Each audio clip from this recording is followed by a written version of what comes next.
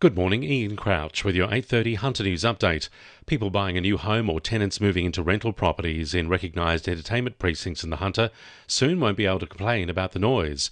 State Cabinet has approved a package of reforms to go to Parliament today, which will require people moving into these areas to sign a document acknowledging late-night activity takes place. While people will still be able to lodge complaints, they won't be able to say they were taken by surprise. It's being coupled with a $1 million grant program to encourage councils to establish their own special entertainment hubs.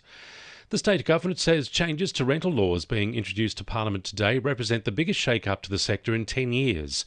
The centrepiece of the new laws will impose a cap of one rental increase a year. The new laws will also end no-ground evictions, make it easier for tenants to keep pets in rental properties, ensure renters are given a free way to pay their rent, and prevent renters from having to pay for their own background checks.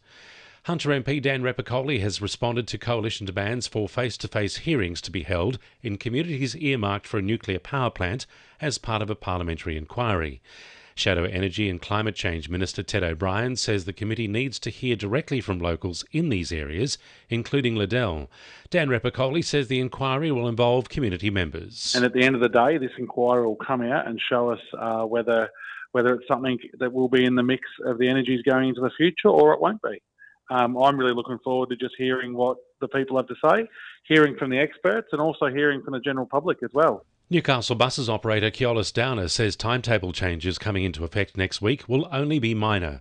The changes are to allow bus services to better align with train timetable tweaks from the introduction of metro services in Sydney.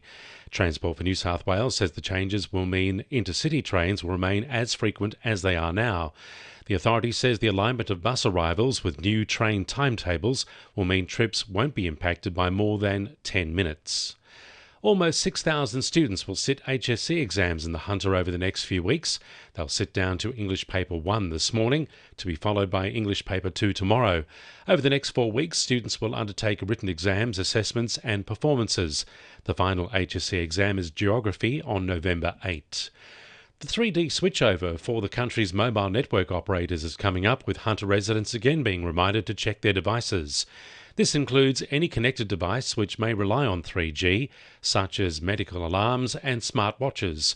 Communications Minister Michelle Rowland explains the importance of the switchover happening for Telstra and Optus on October 28. The 3G switchover is fast approaching.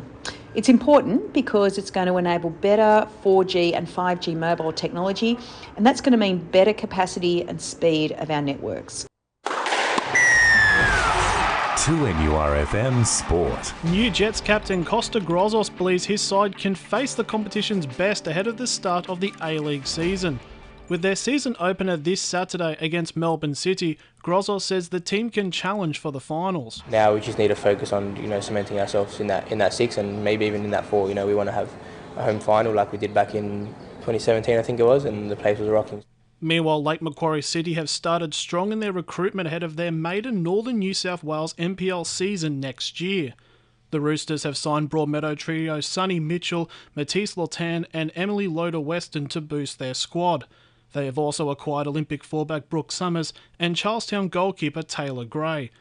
Also, Western have signed Cooks Hills attacker Brock Beveridge for next year's men's NPL campaign.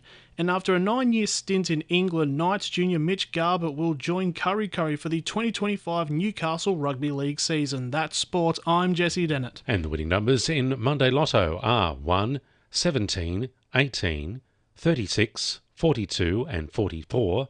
And the supplementaries are 10 and 24. And now you're up to date with the latest 2NURFM Hunter News.